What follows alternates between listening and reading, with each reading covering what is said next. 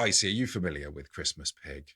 Shall we tell you what a Christmas pig is? I mean, I've got the episode saved on my podcast episode, and I still haven't listened to them yet, so... I think, to be honest, if you want the true origin of Christmas Pig, I think it's the Jesus in Glastonbury episode, which we did at Christmas time, because that is, of course, Jesus' birthday. And somehow into that, I brought up a few other stories from the Southwest area. I think what happened is we were trying to do a Christmas special, and what you had found was quite a lot of stories about pigs that you tried to fold into the spirit of the season. Of course, Christmas Pig. Every year we wish one another Christmas Pig and tell a porcine Christmas tale. Sorry, there's the pig alarm is going off. It's a curly little tail. If you've got anything pig or pig related, that's great. It does not need to involve Christmas time. The pig, we more lean into the pig element. It does involve snow. Oh, snow can happen at Christmas. While we're on Christmas, and before you reveal your pig, Icy. Go on. Before the pig is revealed, that famous Christmas pig tradition. Yes. The revealing of the pig. Yeah. You want to get a little bit of chat in first. You don't want to just go straight into, there it is. I was reading William Brockie's book, Legends and Superstitions of the County of Durham, from 1886, I think. And that sounds a good book. I can't make sense of this. Icy, maybe you can, because you really know your stuff. James, maybe this will make some sense to you. He describes a tradition whereby on Christmas Eve, and I'm reading here, each child hangs up one of its stockings in a place where it can easily be reached. Tell me if I'm going too quickly, if this is too weird and difficult to understand for you. I like the non-gendering of the children, but I fear it is a little bit harsh. He could have gone with they. Each child hangs one of its stockings. That's true, yeah. That's an unusual pronoun there. That is what it says. It's one of its stockings in a place where the stocking can easily be reached. In order that Santa Cruz may come into the bedroom during the night. Santa Cruz. That sounds like Father Christmas's cool American cousin. Well, yeah, like Penelope or Tom. I was thinking I wouldn't want Tom Cruise coming in my bedroom at night. Well, you can't look him in the eyes, so it's very awkward. He insists. I thought you meant it's because I'm taller than him. He is the sort of person who would know when you're sleeping and know when you're awake. Yeah. He's got people for that. Yeah, he's got that Noel Edmonds quality about him. So William Brockie describes Santa Claus, but he describes him as Santa Cruz, which he translates as the Holy Cross, which is what Santa Cruz means in Latin. Santa Cruz may come into the bedroom during the night and deposit some little present in it. And when the child wakens in the morning, sure as fate, in the stocking is a Christmas pie, a Yule dough, which is a bit of rich paste rolled out, cut and baked in the shape of a nice little baby, with currants for eyes. What the? A packet of figs, raisins, bullets, an orange, a ball, a top. Bullets will be sweets. Yeah. You had black bullets when you were a kid, James, did you? Down south? For Christmas. Only for Christmas. Or some other article brought by the mysterious nocturnal visitor who has come with light and gentle steps while the children were fast asleep, like a pig might. But I can't understand where Santa... Obviously, it's impossible to search online because Santa Cruz just brings up the city Santa Cruz. I've never heard Santa Claus being referred to as Santa Cruz. It's just... Has he made a mistake? Or is this a parallel etymology for Santa Claus? I've literally never come across that before. No, it's so weird. And he's describing it as if this isn't the practice across the whole of Europe. I don't know.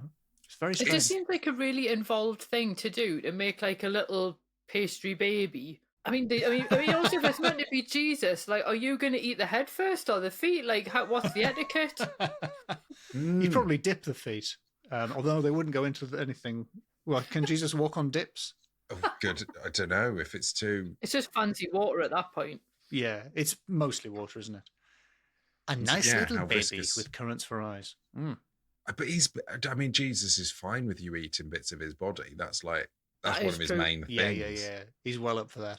But, I mean, I don't want to say that this chap is wrong, but he sounds like he gets a lot of things wrong throughout the story, referring to children as its, and then just a random list of things. of small things that could feasibly be put into a stocking. Oh, Mum, Tom Cruise has brought us me bullets. Oh, it's me Christmas bullets. I don't know what that accent was. I think he's also come up with, I think he was maybe trying to make his own Christmas merch in this idea. You know, like Mallet's Mallet. This is a very 80s reference. You know, Mallet of Mallet's Mallet was an anthropomorphized hammer. Yes. Maybe it's anthropomorphizing the Holy Cross. So like those light footsteps are, if you listen carefully, they're not like a tap, tap. They're just a tap, tap as this glowing wooden cross hops into the room and somehow deposits a rich paste version of Jesus in your stocking. It's hard to imagine a character less likable, really, than the anthropomorphized Mallet from Mallet's Mallet. His little brother, the mini Mallet.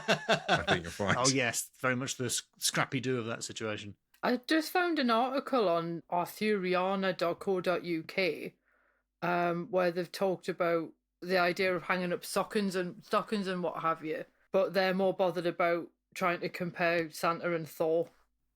And that's a classic Arthuriana business. I suppose that is the original Mallet's Mallet, isn't it? Yolnir or whatever.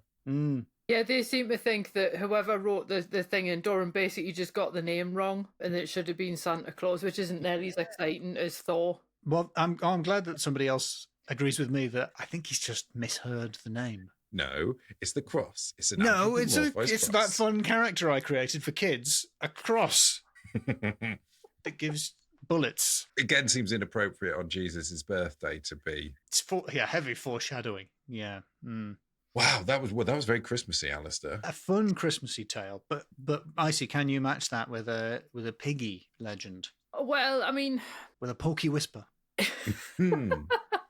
When you mentioned about pigs, I'm not going to lie, my brain went to one story in particular, and that was actually the demon pig in the story of the Amityville Horror.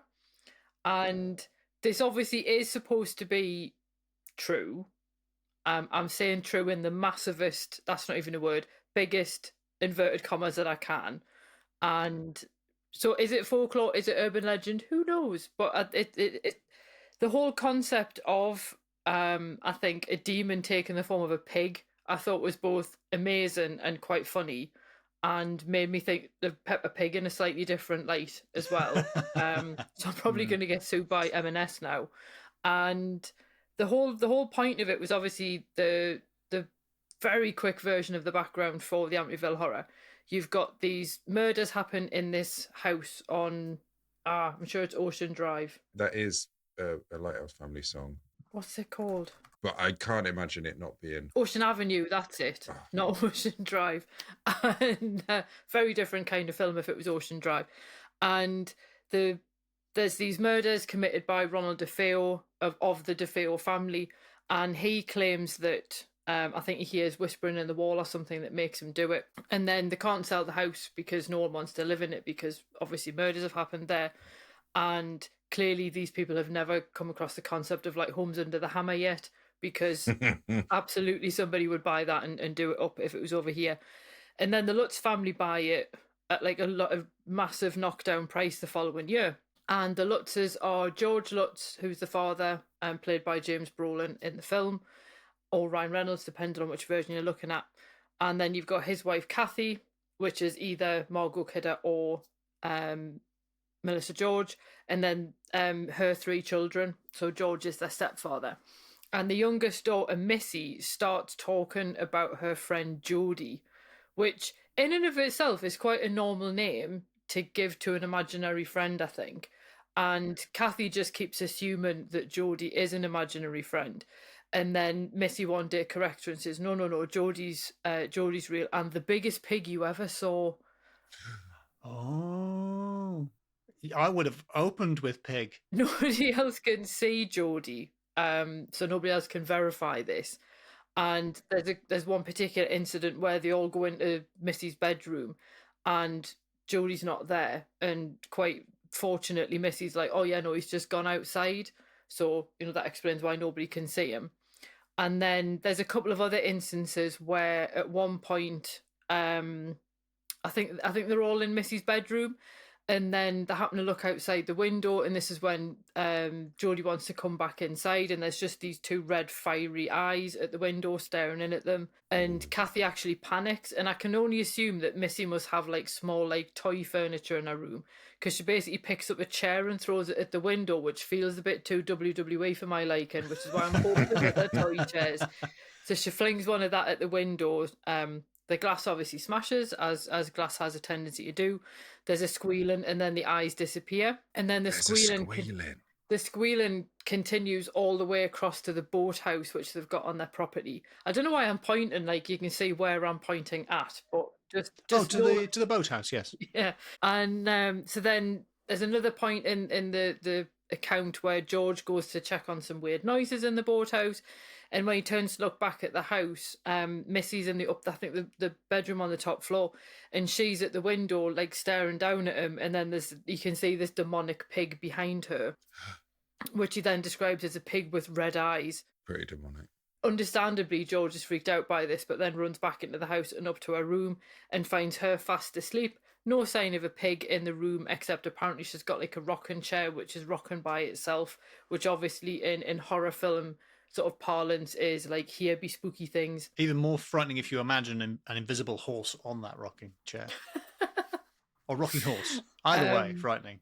And the thing is, like, Jodie doesn't even stick around for the big climax of everything, because I think I want to say it's actually at Christmas that this happens, but there's like fresh fall of snow, and they find these trotter prints out in the snow, which Missy declares is Jodie running away, and that seems to be the end of Jodie. And I just thought that was such a weird thing to decide that your imaginary friend is a pig. Of all the things you could have chosen in, like, Long Island, for one thing, it doesn't scream pig country. I could be wrong. And then in the remake of the film, they update this and it becomes a little girl instead, which probably makes a little bit more sense. But yeah, so that was what made me think of pigs. Not as fun. No, I want the biggest pig you ever saw. Riding a rocking normal-sized girl. I suppose there's biblical precedent, doesn't Jesus cast evil spirits out into a pig, James? I think that's where ultimate Christmas pig origin comes from, is that time Jesus killed them pigs. That's pigception. Because wasn't it Legion? We are Legion, for we are many, and then they were popped into some pigs, and then the pigs jumped off a cliff. Straight off a cliff. No bother. But I think we got it so wrong. And it's like, it wasn't Jesus that did that. It wasn't Jesus. Did we tell that story wrong? I know in this story there's somebody, I think, that George talks about the house, says that he found this secret room in the basement and believed that at some point in the past people had been sacrificing, I want to say it's either cats or dogs and pigs, to use their blood for nefarious reasons, because I don't see what positive reasons you would have other than making black pudding, I suppose, out of blood. And so I don't know if they're trying to link Jodie the demon pig with Jodie a sacrifice pig. And I think Jodie tells Missy at one point that they're actually an angel, which would be a bit of a plot twist. Yeah. But yeah, so it's one of the I've got one of the more dubious things in the entire account. I mean, the whole thing you have to take with a bit of a pinch of salt. But it's a bit that kind of stands out, where it's almost so bizarre you kind of feel like it has to have some kind of grain of truth to it, because you would make up something better otherwise. It certainly sounds like kids say the creepiest things, I suppose. You know what I mean? It seems like the creepy kinds of things kids say. I believe that the child really said, my imaginary friend is a giant pig. Bigger than any pig you've seen. Yeah. And then, come Christmas time, snow on the ground, off she goes. Pig's gone. He goes. Jodie's a he, sorry. I think so, yeah. I did check on the Jesus story, by the way, and it was Jesus. It was Jesus put the things in the pig. There we go. Jesus put things in the pig. This just in from the Bible. The pigs rush into the sea and are drowned. And this is off the Wikipedia. In popular culture, it's rubbish. No, there's nothing. There's nothing. Any controversies about the pigs there? No. No, okay. Wicked. Thank you very much, Icy. Thank you, Icy. Christmas pig to you. And to you.